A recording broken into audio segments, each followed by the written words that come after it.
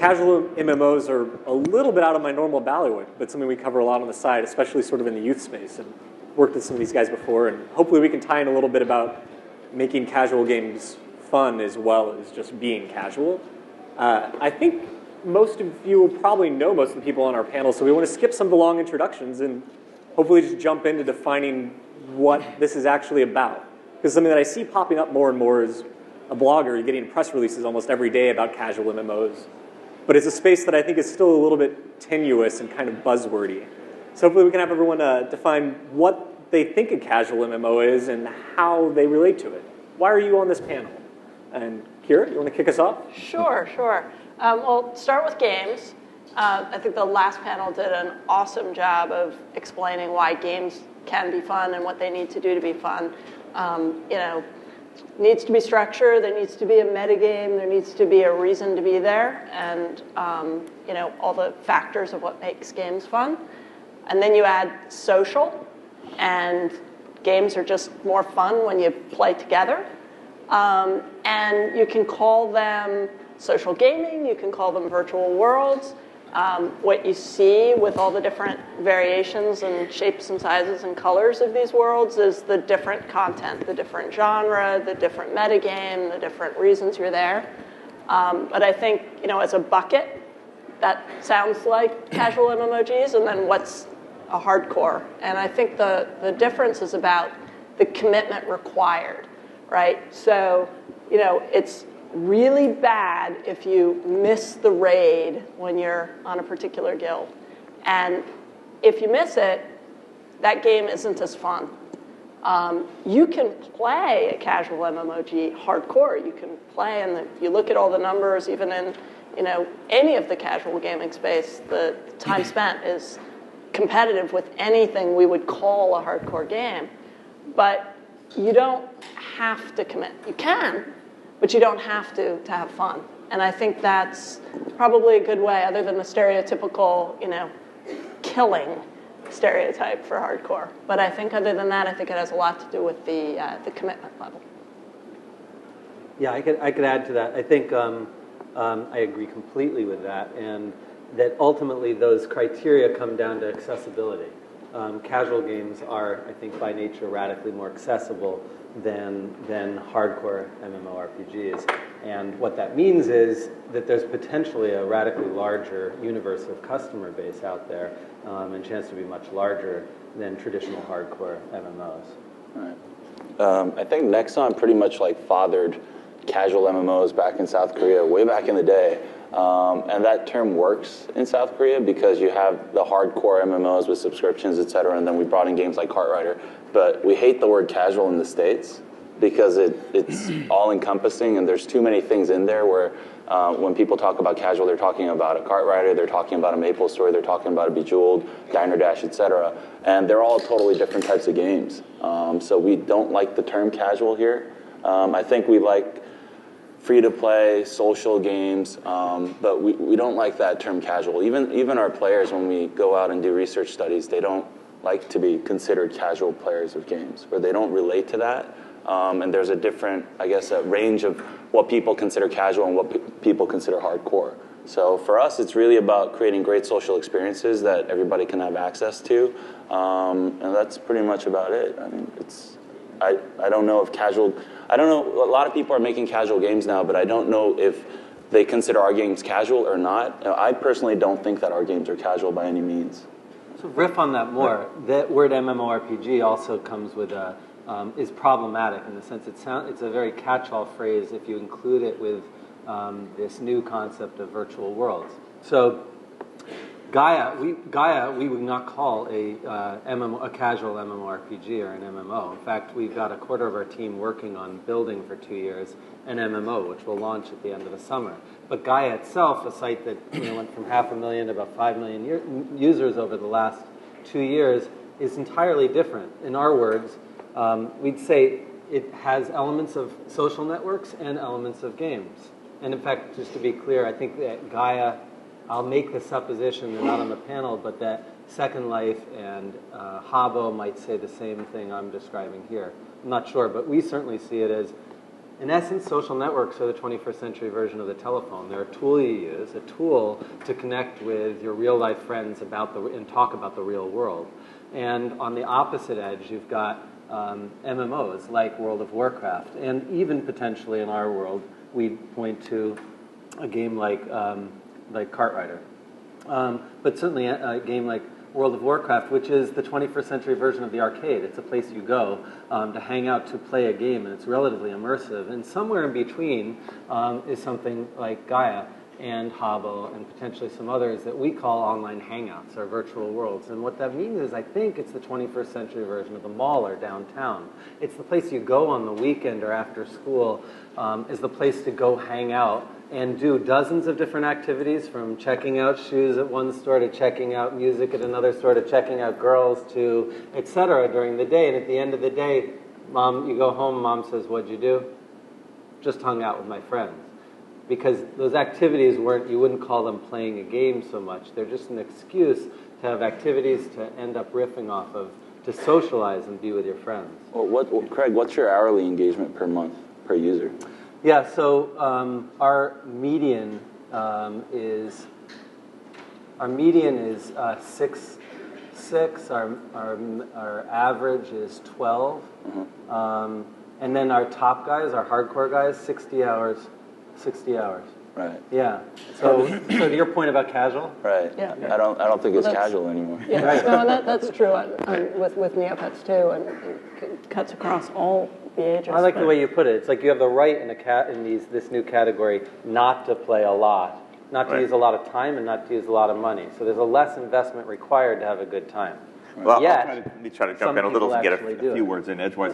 I'm actually kind of an odd addition to the panel because at K2 Network, in our Gamers First lineup of programs, we don't have currently what you consider a casual. We're more of the traditional hardcore MMO with Night Online and sort of the New World and the like. However, it is certainly in our product lineup going forward in our roadmap to really expand our audience, to try to bring in more. Right now, we're probably a 98% male, 15 to 22 kind of demographic, and we're really looking to bring in more younger and female gamers, and we're currently sourcing several games and developing some of our own right now that will really help us build out that audience. So we look a lot at what are the aspects that are going to make our user experience a little different for them. And we need to make sure that we make the games very accessible and that the reward cycle happens very quickly. It's not necessarily measured in hours, but may even be measured in minutes and seconds. There has to be a very fast reward cycle for early on in the game to people to get involved. And we believe that it's not only going to be opening up our audience to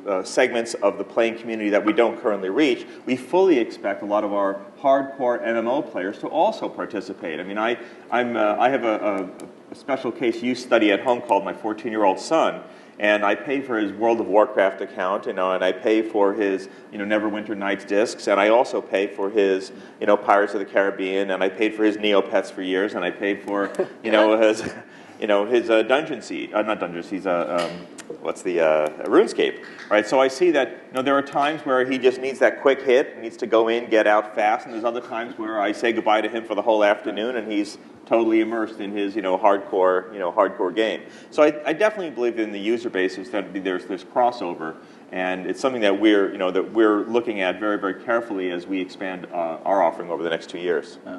That's kind of an interesting note that everyone on the panel is associated with, whether or not through parent companies or otherwise, with products that aren't in the casual MMO space, however you want to define it. And I don't know, does everyone now have an idea of what casual MMO is? Well, can I say one thing? The way that I kind of like to put it out there is, you look at a game like Texas Hold'em, and you play for free, and hang out with your friends, have a beer, and you're playing it. It's pretty casual. And then when you put down like $1,000 to buy into a cash game and you're playing Texas Hold'em, all of a sudden it becomes a pretty hardcore experience. Right. So I think it's really about how you approach it. Right. Yeah. Well, so I know we were saying that everyone is doing other things as well. That you guys are building the casual MMO now. You guys have a stable of casual games on the other side, and you guys are not in the casual MMO. We have our first game coming out. It's in open beta right now called Splash Fighters, which is our first sort of web-based casual fighting game. But all of our other games, we have 4 of the more traditional MMOs and a first-person shooter. Right, and so you've got that, and then many of you guys also have things like Cartrider that aren't really in that MMO space. Right. So why I realize this is the one we talked about before, but why is everyone looking at casual MMOs now? You know, just from a little bit of on-the-fly research, it gets 14,000 hits on Google. And the fourth one, by the way, is mine talking about something that I really don't understand if it's a casual MMO or not. But so why is this the trend that's popping now? You know, whether or not it's the casual side or the MMO side? Well, I think part of it is just in the explosion of the free-to-play gaming model here in the U.S.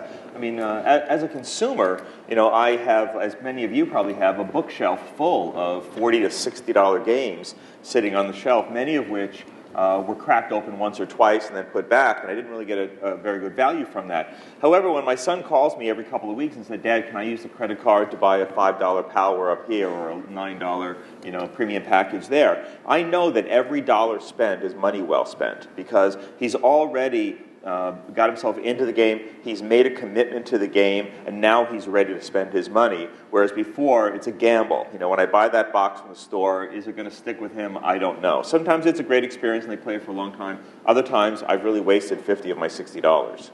Yeah, well, you know, at MTV Networks, we obsessively follow what consumers are doing, what our audiences are doing, and it is so apparent to us that gaming is the entertainment experience for across the board, but particularly in the youth space.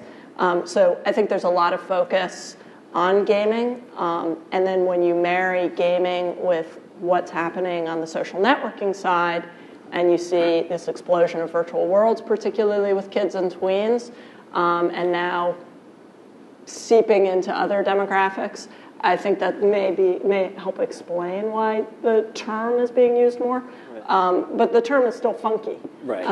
I think the big sort of revolution here is that gaming is entertainment for this generation, and focusing on all the aspects of it and all of the iterations of it is really important. Yeah, I think the big insight sort of in terms of consumer behavior is there's this new category. It might be hard to define exactly, but you can bet on this category and consumer behavior shifting away from traditional forms of media and entertainment that are more passive to a more interactive and social gaming experience. One way a VC put it to me was it would be hard 50 years ago to have, the big insight would have been betting on board games as a new form of casual entertainment. It might be really hard to pick whether it was going to be Scrabble, that form of game, or it was going to be in Monopoly, or another form of game that was going to be the next big one. But there was a real shift in consumer behavior that kids and families started spending their time doing it. Absolutely, that's what's starting to happen in this new casual/social amalgam of gaming that's introduced in the last few years. I think Craig hit it on the head. It's basically about consumer behavior. And we've seen the same things in South Korea when basically we came out with all these hardcore MMORPGs, and that's how the market started. And then what happened is people started using the internet for all these different things. It wasn't just about going to check your email or looking up a couple things in your browser. It actually became a place where you started living. And that's when mainstream or massive casual games started to explode. And we're seeing the same things here in the States now. It's, kids are online, going onto their MySpace, doing their Facebook, looking for music, and sitting in front of their computer. It's a natural place for them now. It's just looking for things to do, trying to be interactive. And that's why it's taken off.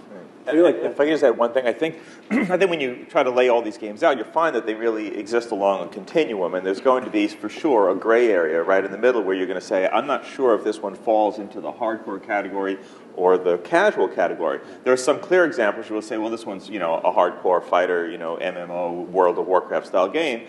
But as Kyra said, there's differences in behavior that kind of, I think, would characterize where on the continuum would fall. Is it more about social interaction or social action, like participating in a group raid, as opposed to just moving along with friends? Is the leveling up more difficult? Is it easier? Are the rewards more your levels or some more things like badges and stars and decorations for achieving certain goals, things like that?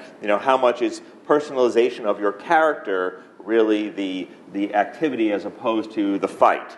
So it's going to be difficult to clearly state this one is this. Some you'll say, I know it when I see it, this is a casual MMO, and this one's other. But there's going to be others that you're going to say, I'm not sure where it falls on the continuum. Yeah, and to take that to the next level, it's not unlike other media, right? It's not unlike TV, it's books and movies.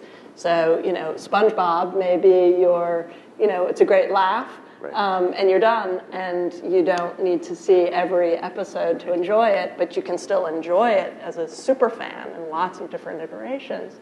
Whereas missing one episode of Lost will impact your experience of that show. So I think we're seeing it even in more immersive and more lean-forward television and other media and across media.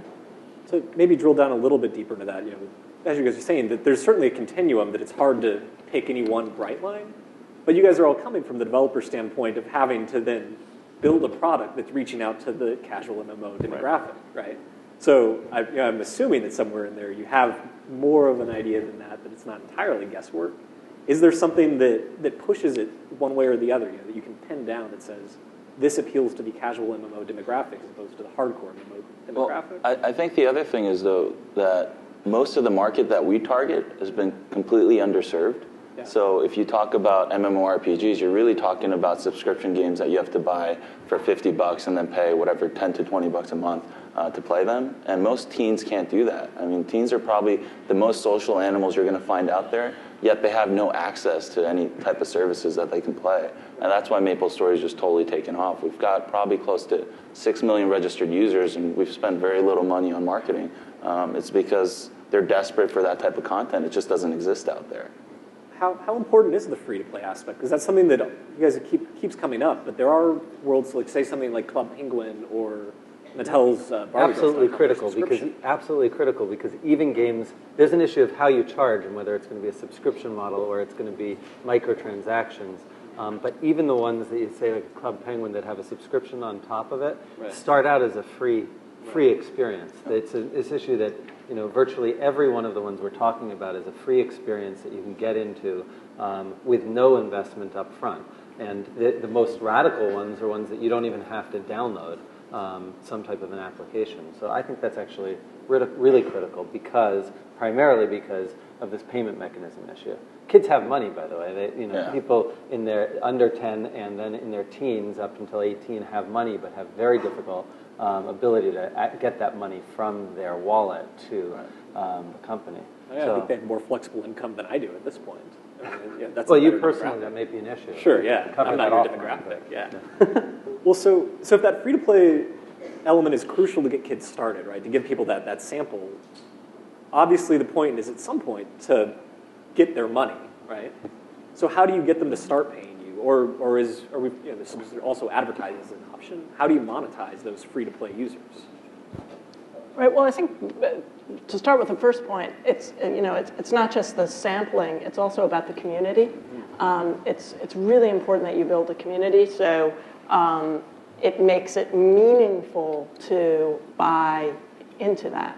Whether it's customizing, it's now relative to the community, and certainly in the Nexon and Gaia and NeoPets with our virtual items and free too, right? So that's got to be part of this equation. But then in the kids and tween space, we joke a lot about the payment method because you've got a gatekeeper in the parent, and now with prepaid cards at retail as a method of getting the payment method in kids' hands, it's done a huge amount toward helping open up this market, but there's a lot of room to go. There's $60 billion in disposable income that kids are walking around with from allowance and gifts and so forth, and it's just not as easy as buying a comic book and a soda and candy bar at the corner store as it should be, because digital entertainment does have value to kids. We sometimes as adults think that virtual item seems odd, but to kids it's an entertainment experience. It's like going to the movies. It's giving them an emotional connection and an emotional experience. We even see it on our message boards. Kids talk about the price of a movie and a Coke as comparable to buying items to make their NeoPets special.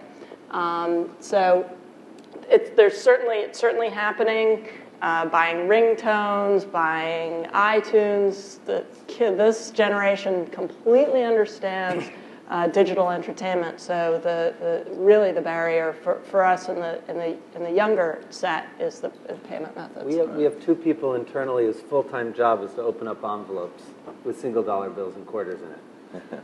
Because it's hard for kids, teens, in our case, it's 13 to 24-year-old demo, but to get their money to us. And when we introduced a prepaid card in retail, following Nexon's success in that category, suddenly they had a tool to do it, and we saw a step function increase in our revenue. So it was just an indication that the buying demand is there. It's just a matter of figuring out how to give them tools to do it. When you say what is it, to make people pay in free-to-play, certainly accessibility of payment methods is paramount, but we all accept in the free-to-play world that the vast majority of our customers are not going to be paying us. Right. That's just the nature of the beast. We can build a very, very large community of active players, a small percentage of which will come in and pay.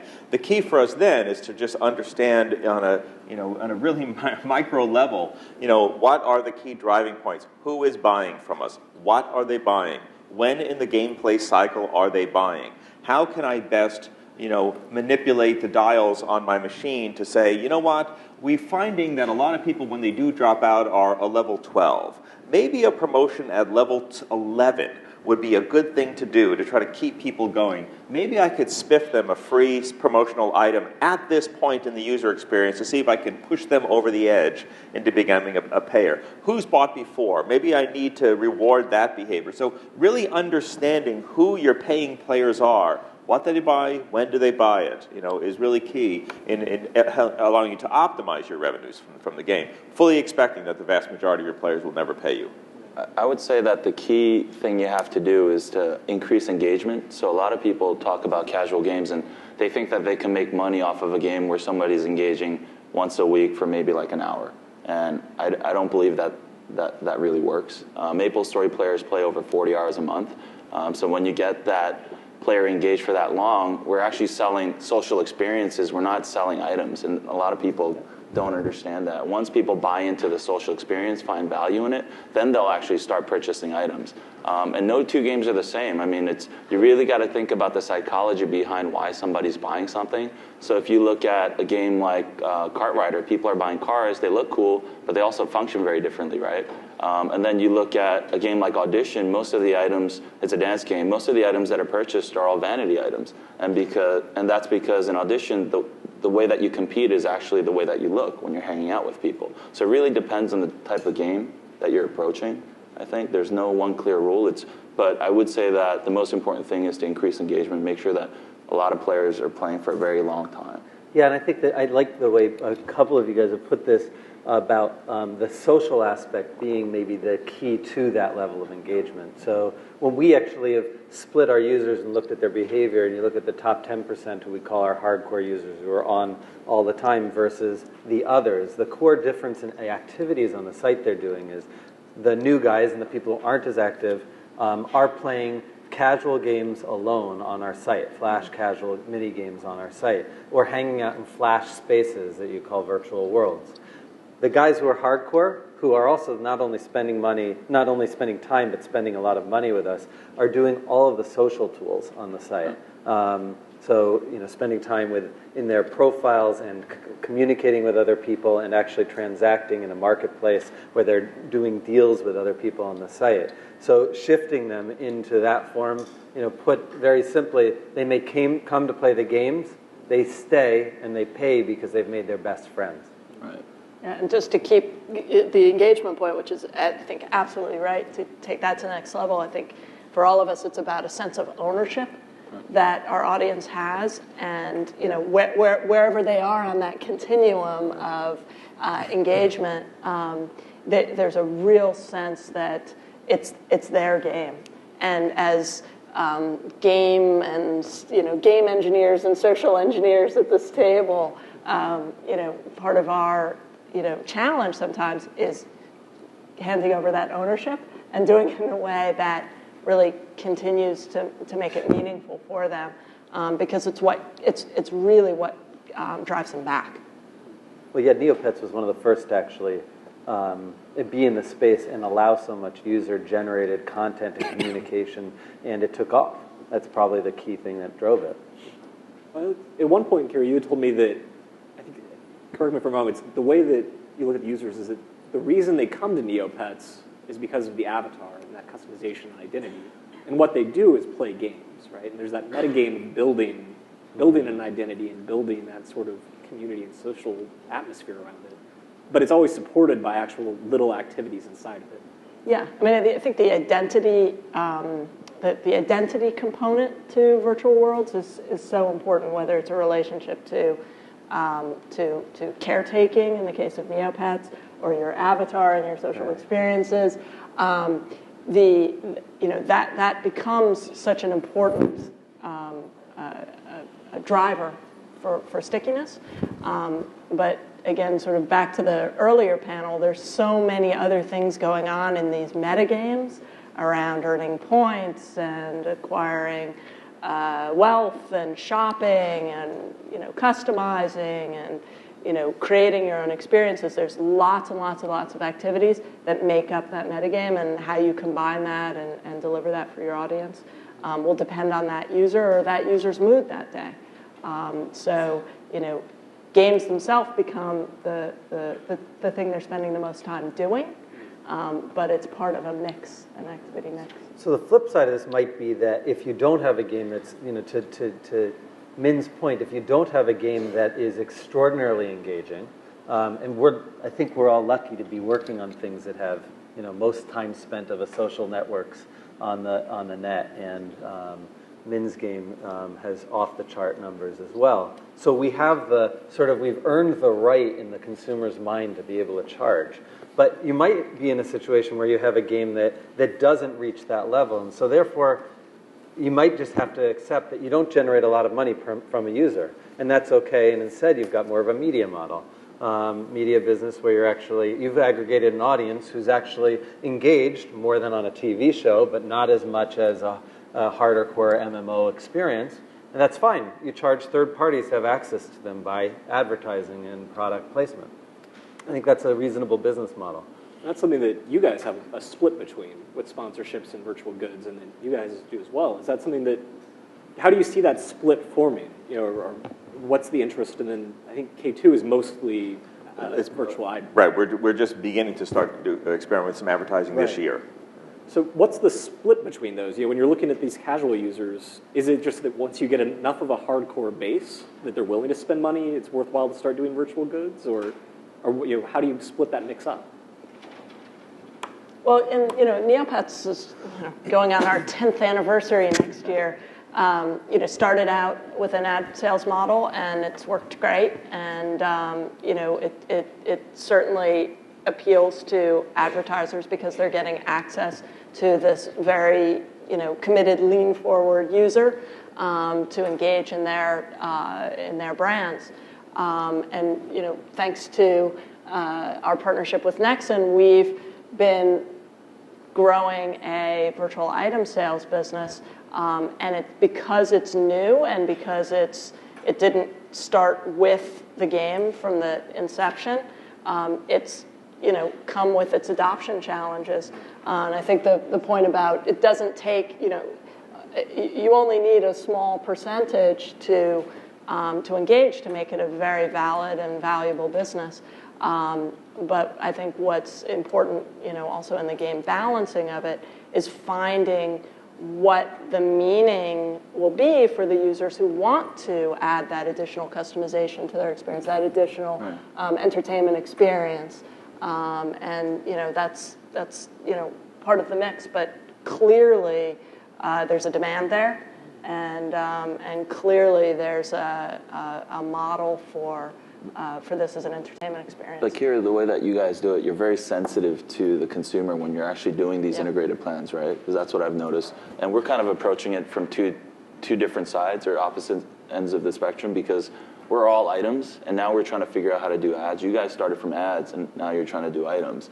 And for us, trying to figure out how to do ads, we're just being very sensitive as to what type of things we put in. But you guys have done some really cool stuff. Craig, you've done really awesome stuff with like Scion and like Skittles and stuff without we did, offending the users. Yeah, and it was a lot of work. So Cyan's like my favorite example because they tested something in Second Life, and I actually am a big fan of Second Life. I think Second Life, for those of you who actually follow it really closely, their financials are extraordinary. They're growing extremely quickly, and although they've been bashed recently because they had overhyped before, they have a real business model.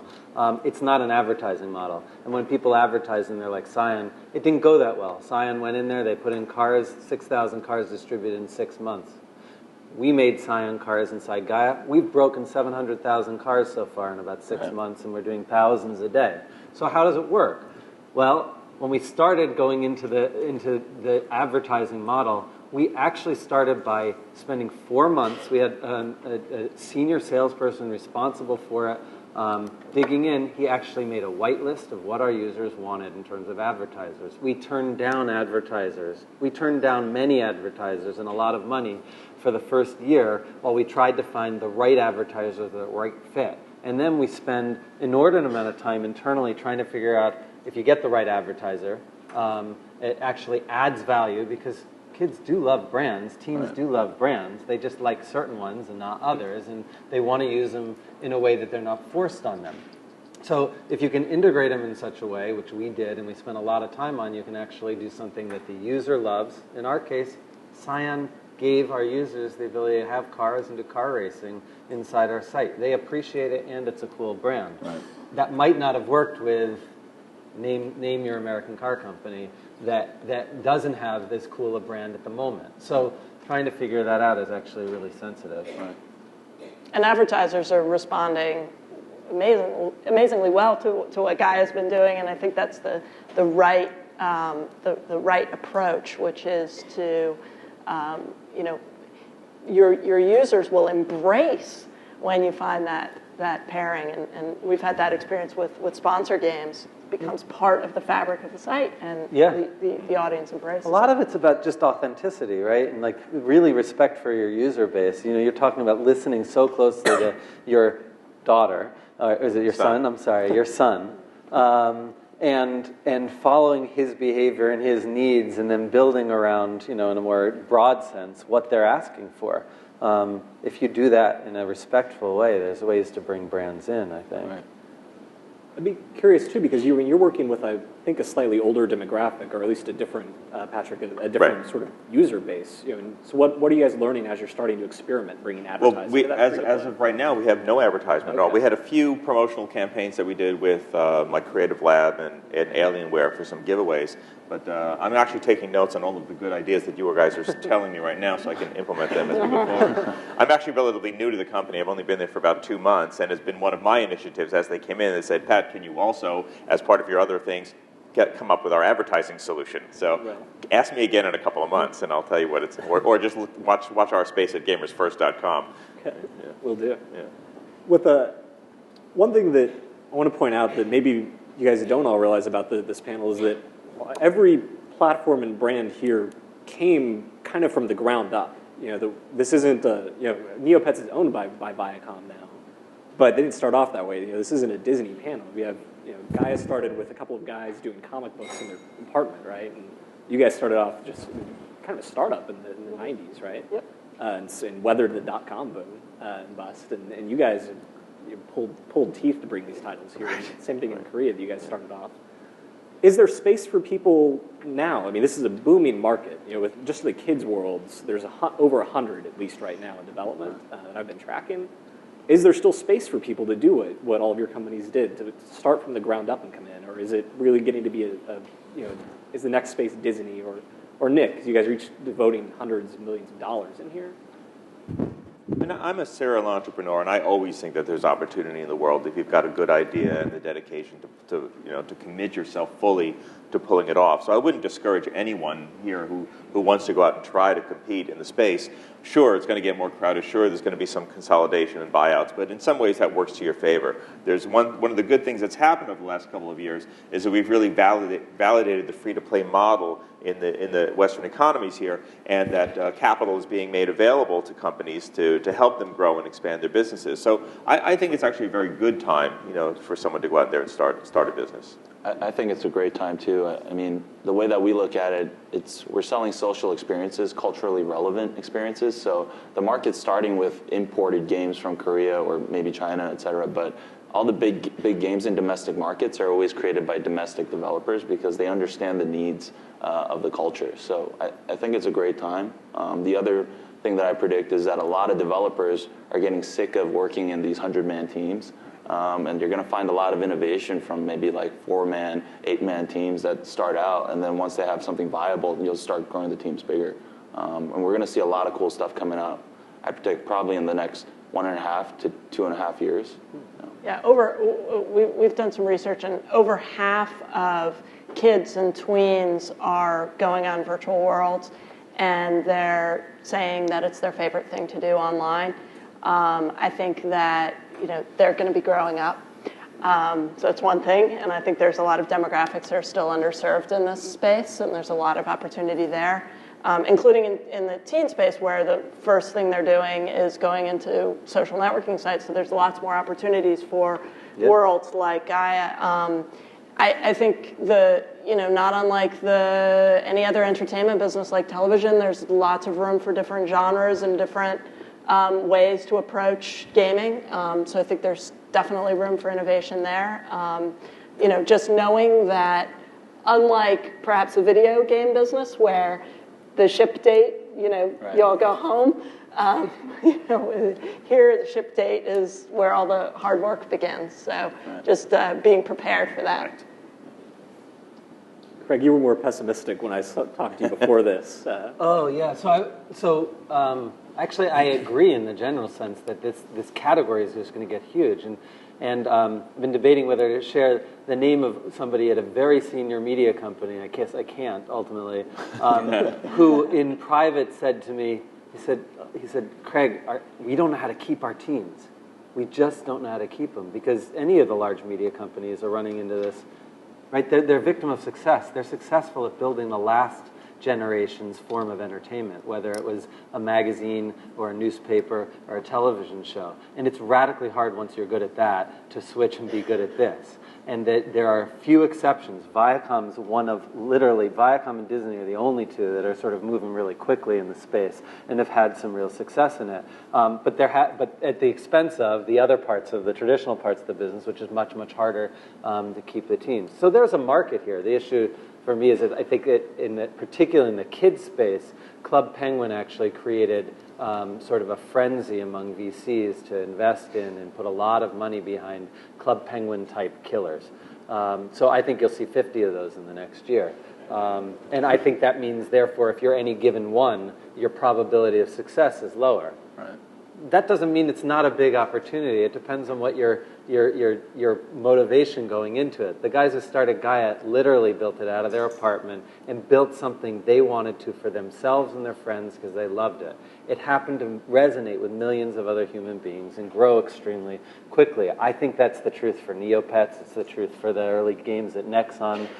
It's the truth for a lot of the great hits out there. If you're going to build something from that pure love and you're going to listen really closely to your customers, I think there's a huge opportunity. Right. That's different from saying, I'm going to bet my career on making a lot of money by building the next casual MMO. And I think we're literally just seeing the tip of the iceberg. I mean, we haven't hit that tipping point yet. I mean, I don't know if North America will be like South Korea, but if you look at Korea, MapleStory has probably got a 90-something% penetration on the elementary school market. It happens to be a teen product over here. The numbers that we're seeing here, they look pretty big in comparison to all the other players in the space, but we think that it's really pretty small compared to the whole market potential out there. You're looking at kids that are finally, all the kids are naturally in front of their keyboards looking for social experiences. They're going into the NeoPets, they're going into the Club Penguins, and at some point they're going to graduate from those and they're going to look for different experiences that are probably more teen-based, and there's a huge market out there. Yeah, QQ, Tencent has got to be a harbinger for that, right? You've got a company in China that is very similar to the things we're offering that's doing $700 million in sales with extraordinarily high profit margins, and it's all off of using users paying in some form of microtransaction or subscription element for the experience on that. And that's not a cultural thing. You can't look at that or Cyworld doing 300 million in sales or Nexon doing 200 plus million in sales and say this is something to do with being Asian or being a Korean or a Chinese phenomenon. It's an issue of payment mechanisms and bandwidth speed. And those things are changing in this country, and we're seeing things grow fast. So. And mentality, too. I think a lot of people think, back in the day that games are for nerds. These days, kids, they don't care. They're like, I'm a nerd. I don't care. Leave me alone. I'm okay my games. I'm really hesitant to stop the discussion because one of the things that fascinates me is what happens when all of these kids grow up and get out of that sort of under 18 demographic, which is going to be soon, and there's going to be that market there for the 30-plus casual MMO. But we're getting close to lunchtime, and so I want to open it up to Q&A from the audience. That might be the signal. So does anyone have questions for these guys? I think they're hungry. Yeah. Yes. This question in terms of, is there an overall rule of thumb, like if you wanted to, what percentage of your audience are you actually making money from? I would say the published... Sure. The question is basically, as a rule of thumb, what percentage of the audience are you making money from? And I want to hear all of your answers too, but I would also point out that Jeremy from Lightspeed is also doing some research into that. You should check out his blog. But nobody puts their numbers out, so you're not really going to find numbers out there. But I would say the general rule is if you're doing between 5 to 10% of your active user base, you're doing pretty damn well. Yeah, that's the general rule. And a lot of people come to me and say that, oh, that's such a bad business model because you're only making money off of like 10% of your player base. But the answer back is my player base is 10 times bigger than your player base. Right. So we're still doing pretty well. Right, there's that network effect of the 3 to 5 users. Yeah, and it turns out the gross margins on virtual goods is pretty good too. Yeah, right. So, it's not such a bad business. And you can supplement eventually with advertising. So I've seen the ranges, I've seen the highest, and can't say the names of the companies, are 16 or 17% of active users, and on the low side, 1 or 2%. So those are the ranges. But even at 1 or 2, you can have an interesting business. Yeah, definitely. And another observation there is we're tending to see higher ARPUs on the types of users who have been on longer or spend more time per month. So there's and that's reflected also in products they're buying offline, and we've been expanding this digital first brand out into consumer products and games, and similarly with our recent consumer products launch, we're seeing purchases of, for example, plush with codes to come back to the site also higher with that more engaged user. Right, you guys have everything from plush to Nintendo DS game to stationary coming out, which is nuts to me, but great. Yes? Louder?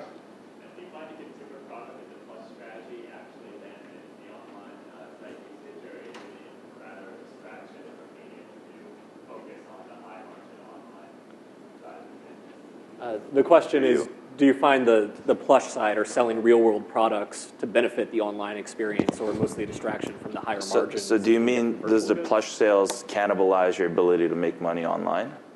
Cannibalize in the sense that you're spending time on it instead of focusing on the higher margin online side. Well, not unlike, again, coming back to the parent company, not unlike what we've seen with SpongeBob, for example, where we take a hit and we multi-platform it, and we're able to give fans experiences in lots of different executions. We're doing the same thing with NeoPets. So we're able to give NeoPets fans another way to do the things they love. So they love collecting, let's say, on NeoPets. Now they're able to collect and play with plush toys. So it's additive. It's not cannibalistic.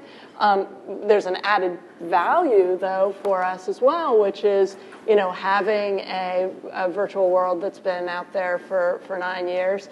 It's also important to bring in new users and new audiences, and so new ways to play the site, new games that we're launching, new ways to play that you're able to find offline with plush toys, for example, brings in a new audience as well. So, so it's been working for us both ways.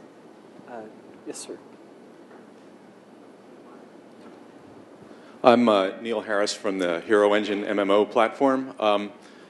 The core question I have that I've been trying to get out of this is there a real difference between what you guys are doing and the hardcore MMOs? Is it simply a matter of a different business model?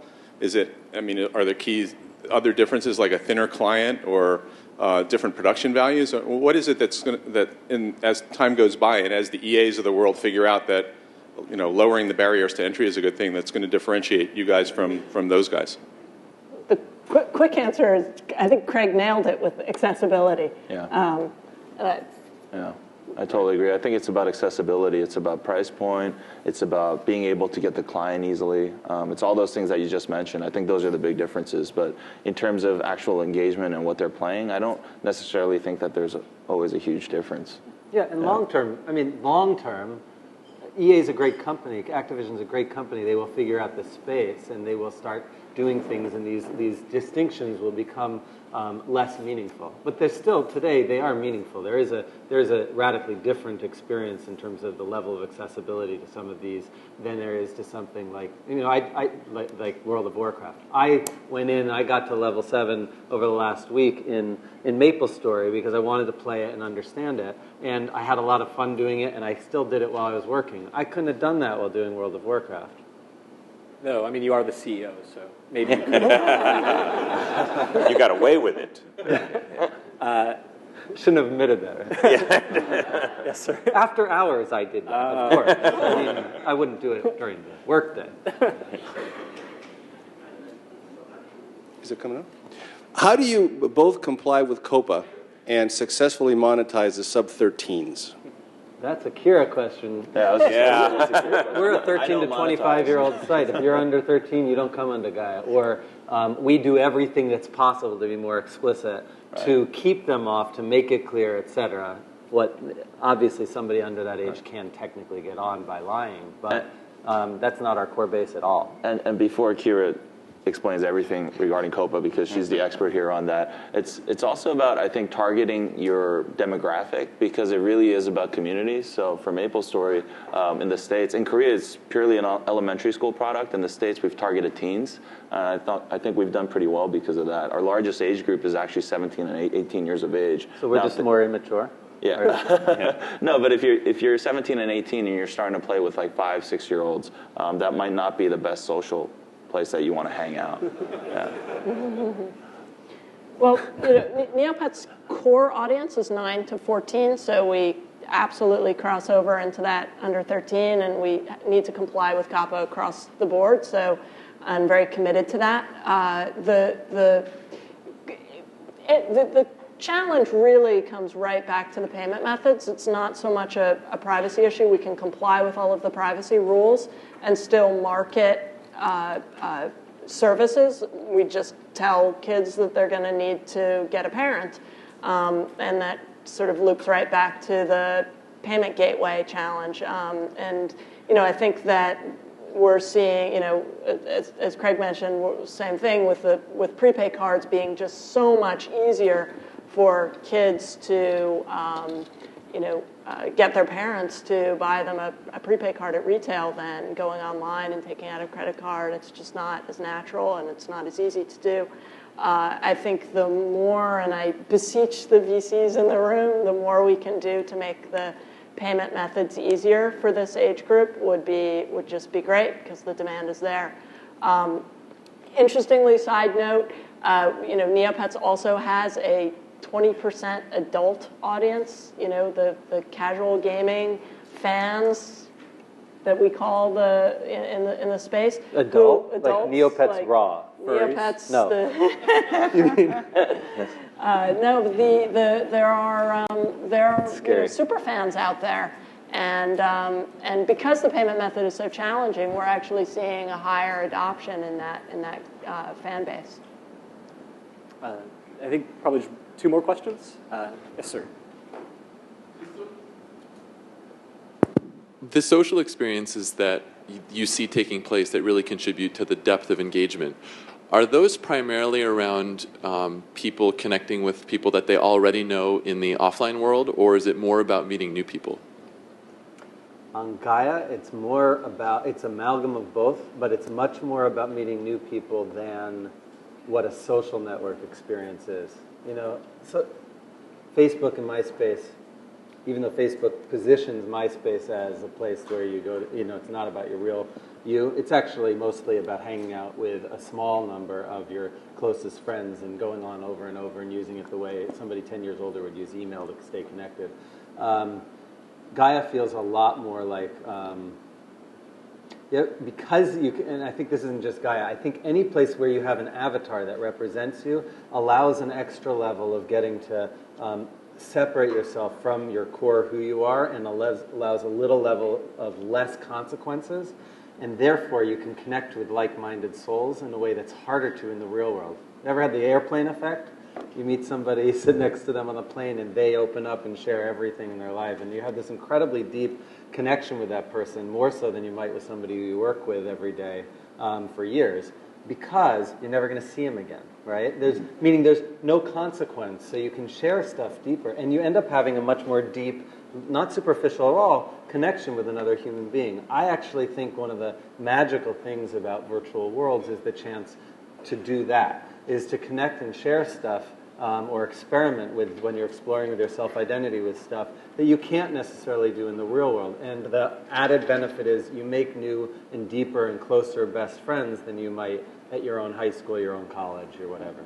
I mean, we're doing actually like some user research stuff right now, and we're finding some really amazing things. We definitely benefit more if they're actually playing with real-life friends. But for some players that are engaging, their virtual friends are better friends than their real-life friends. So it really depends. I think it's just about creating meaningful relationships. And when we can forge meaningful relationships between pods of people, that's when they really start engaging. Yeah, I think we're seeing, I would say the same answer. Both, you know, we're seeing a couple things happening. One is, you know, kids can't always have a play date, right? So you're seeing a lot of, and this is happening in all of the kids and tween virtual worlds, that it's a great way to hang out with your friends when you can't actually get mom to drive you over. Yeah. So that's a really strong phenomenon. You're actually seeing kids on the telephone, you know, talking about like which land are you in, or where are you, which world are you on, so we can go and hang out. And then the other thing that's happening is making new friends, but around a real structure inside the game. So, you know, we have a gaming event called the Altador Cup on NeoPets, and it's 1 month a year. But the kids who join up on the same team stay friends, meet each other by having been on that team, and then stay friends and do other things and talk about other things on the site throughout the year. So there's also a lot of collaborating and cooperating that goes on through the context of the game. Just build on that. I heard at one point Philip Rosedale from Linden Lab quip that the basic users of Second Life are people from countries with bad weather, poor economies, and tyrannical regimes, which, when you think about it, is a little, minus the weather situation, is basically your childhood life of, you know, lots of restrictions and less money. And to me, it's all about that freedom of getting out there. And hopefully they can avoid the dictator growth level. That's mom and dad. Yeah, exactly. Yes. One more question? Yes, sir. What is your percentage of current users? Oh, we got a mic. Oh, yeah, thanks. What is your percentage of concurrent users to your active user base, and what times are you finding peak concurrent users? Is it evenings and weekends? We don't talk about that stuff. I think you're going to have certainly weekends peak. If you look at our charts, they definitely spike every single weekend. So there's definitely a much stronger weekend usage. In terms of actual numbers of concurrent users and total users, it's hard to say. I'd say it's maybe like 8 or 10 to 1 kind of a thing. But it's about disposable time, right? You just guess. Your guess is completely right. It's about nighttime when people have time, and then the weekends when they have time. But our games are also very popular in a lot of different emerging markets. For example, our Night Online product is the #1 most popular online game in Turkey. Right. Of all places. Part of that is to do with, in sort of respect to the previous question about social networking, is that we have some of our games that we've been very, very successful in the cyber cafe culture. Where we didn't specifically market to the Turkish market, but it started to catch on, and someone said, "What are you playing?" "I'm playing Night Online." "What are you playing?" "I'm playing Night Online." "I'll play Night Online." "What are you playing?" "Listen," and it just sort of spread, person to person to person, in these environments, and then someone, seeded another cyber cafe, and it spread there. And we have games that are very popular in, Brazil and Peru and, Poland, and a lot of those are in the cyber cafes. So we break over 100,000 concurrent users every afternoon after about 5 p.m. So, the best thing that could happen for us is kids didn't have to go to school. Maybe if the government was just a little less tyrannical. We can educate them online. Your peak would go down. Yeah. Right. Any thoughts, Kyra? Can't wait. Yeah, I mean, similar story to Gaia. Afternoon. I mean, we're global, so it's sometimes hard to get the actual. Brazil has its summer and our winter, so Brazil spikes and U.S. spikes in the summer. So, but definitely the out of school and after school holidays. All do well. And you're going to see different ratios in the States because you're covering several time zones, whereas in South Korea the ratio is completely different because it's one dot with everybody logging in at the same time. It's like the British Empire, the sun never sets on a successful world. On the successful one. That's great. Right. On that note, tyrannical governments and British empires, I think it's lunchtime. Thank you, everyone. I appreciate it.